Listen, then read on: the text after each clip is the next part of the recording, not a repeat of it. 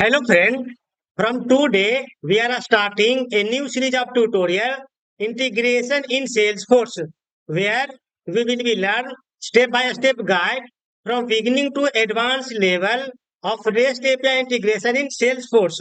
So in this lesson we will be learn the basic structure of configuration and annotation of REST API in Salesforce. So let's get started.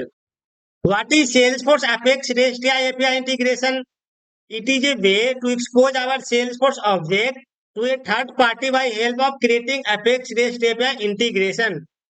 This is a simple structure of the REST API. First, we will be use @REST resource. In the bracket, we will be pass URL mapping equal to backslash, and this is a remote site setting name. So, if you are going to Salesforce, in the quick find search box, search remote. There is an option remote site setting. You can create a new remote site setting and pass this name of the remote site setting name. Suppose I am opening one of the remote site setting name Google News. So inside the Google News, we will be pass the URL of the API. So here you can find remote site name, remote site URL, and active. So this is the name of the URL. We will be pass the external API URL. So this name will be passed to the REST resource API.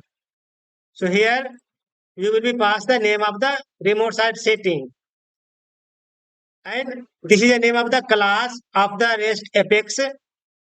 First start from global class. This is the name of the class.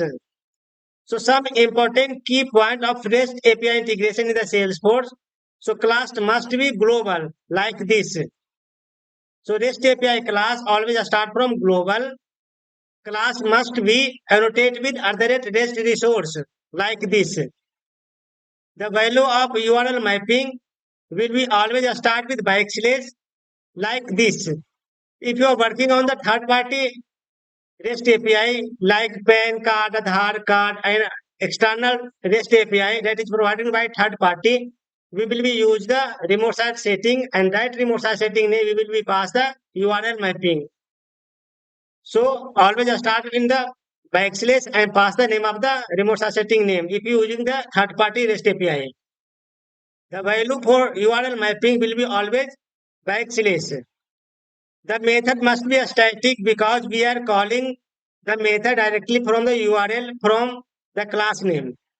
And HTTP GET method do not support parameter. So if you are working on the HTTP GET method, the HTTP GET method does not support parameter. And important annotation is REST API integration. So if you are working on the REST API integration, there are some important annotation. There are 6 annotation available that enable you expose an Apex class in Salesforce. First is @REST resource like this. First we will be use @REST resource in the Apex class. After that, in the bracket we will be pass the URL mapping, and here we will be pass the remote site setting name.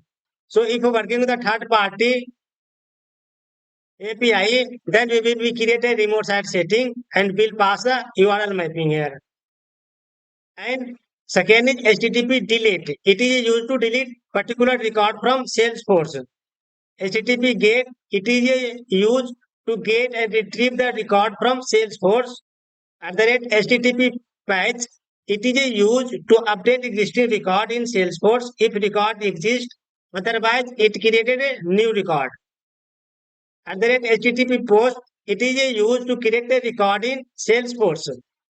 HTTP put, it is update the existing record in Salesforce.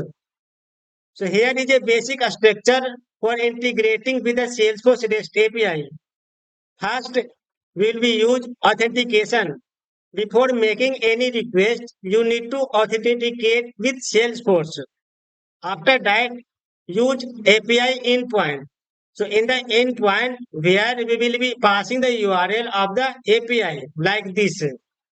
Then use HTTP method. We will be using various HTTP method to interact with Salesforce data like GET. So GET is a retrieve data from Salesforce post, creating a new record, patch or put, update existing record, delete, remove the record. Then we will be use header. So include necessary headers in your HTTP request payload. Depending on the API call, you may need to include a request body in JSON format. Response heading. Salesforce respond with data always in JSON format. So always remember the REST API integration response data will be always get as a JSON format. And error handling. Handle error appropriately by checking the HTTP status code and check the response body for error details.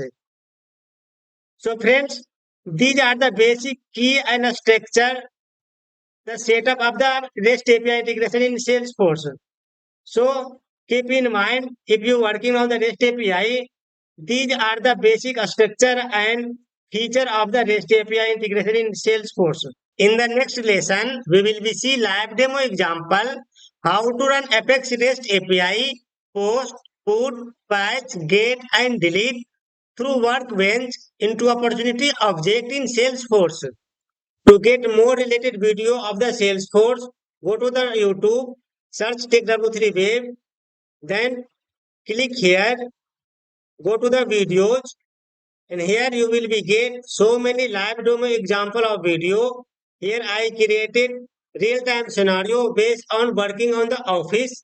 So here you will be get Salesforce Lightning Aura component, Visual Force page, Salesforce LWC, Lightning Flow Builder, and here so many video you will be get that is working in office in live project. If you subscribe my channel, your project working will be very easy. So friends, like, share and subscribe and support my channel. Thank you so much. Friends, I always believe in practical scenarios, not in theoretical. If you are looking Salesforce and web application training, I will be provide to you in from beginning to advanced level training with real-time project scenario that is working in office. Please feel free to contact me for any inquiry or assistance. Visit my website www.thevijaykumar.in and download my app Take W3 Wave